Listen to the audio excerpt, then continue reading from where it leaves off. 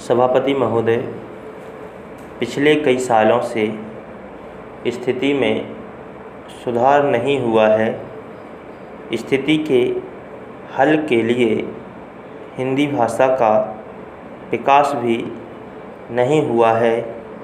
यह संशोधन केवल हिंदी भाषी क्षेत्रों पर ही लागू होता है। अन्य क्षेत्रों के बारे में सरकार ने कुछ नहीं किया है। समय की मांग है कि न्याय पूरे देश में क्षेत्रीय भाषाओं में प्रदान किया जाए। इसलिए यदि सरकार सभी क्षेत्रीय भाषाओं में अनुवाद के लिए एक व्यापक संशोधन लाती है तो अच्छा होगा, लेकिन दुर्भाग्य से ऐसा नहीं किया गया है। मेरा मत से भारत सरकार और सरकारी संस्थाओं को भाषा के संबंध में कोई एक आधारभूत नीति अपनानी चाहिए।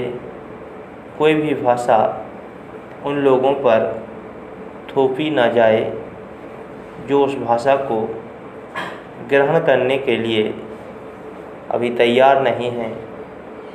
भाषा तथा भाषा के बीच किसी प्रकार का भेदभाव नहीं होना चाहिए।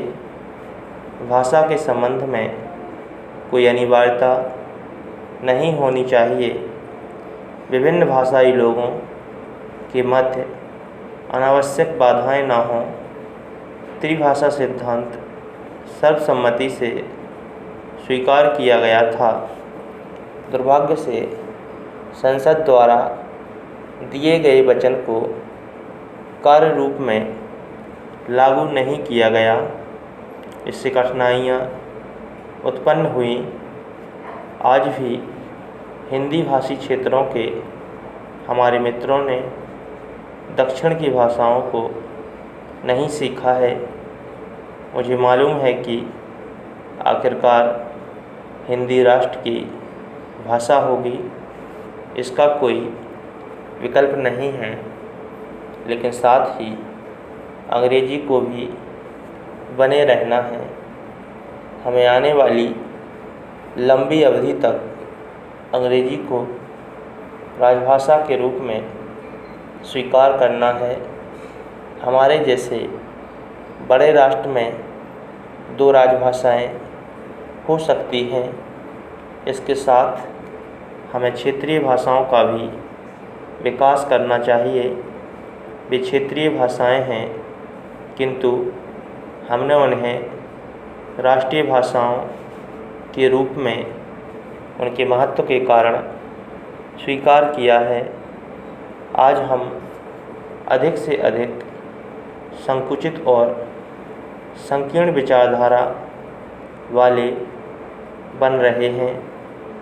भाषा तो केवल बातचीत का एक माध्यम है। भाषा लोगों के लिए है, लोग भाषा के लिए नहीं बने। अतः भाषा के प्रश्न को प्रतिष्ठा का प्रश्न नहीं बनाया जाना चाहिए।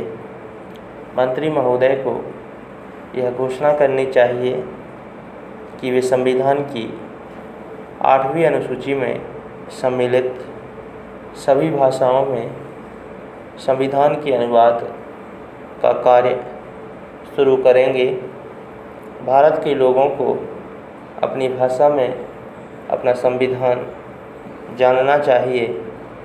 जो संविधान पेश किए गए हैं उनसे स्पष्ट है कि संविधान के हिंदी अनुवाद को प्राधिकृत किए जाने का दक्षिण भारत में कोई विरोध नहीं करता है। संविधान के हिंदी अनुवाद को जल्दी पूरा किए जाने की आवश्यकता के संबंध में सभी एकमत हैं। हम हिंदी को 2 संपर्क भाषाओं में से एक के रूप में स्वीकार करते हैं, परंतु यही समय है जबकि हम में से प्रत्येक को आत्मनिरीक्षण करना चाहिए। हिंदी की संस्थाएं उतनी हिंदी पुस्तकों का प्रकाशन नहीं कर रही हैं जितना उन्हें करना चाहिए। मेरा कहना है कि सरकार की उदासीनता के कारण ही हिंदी को व्यावहारिक उपयोग में उचित मान्यता नहीं दी गई है।